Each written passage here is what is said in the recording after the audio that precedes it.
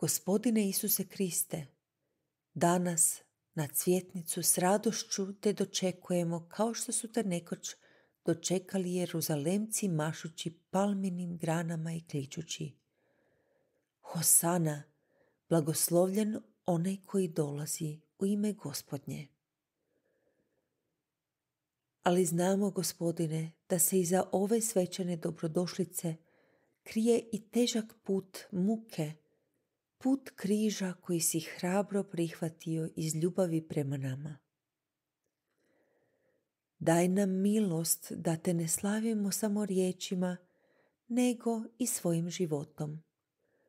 Ojačaj nas da te slijedimo ne samo u trenucima radosti, već i u trenucima kušnje, boli i patnje.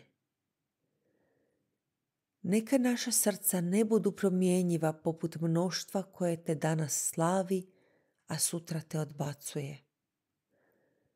Daj da ostanemo vjerni tebi i tvojoj ljubavi, sve do slave uskrsnuća. Hosana, sine Davidov. Budi kralj naših srdaca, sada i u vijeke vjekova. Amen.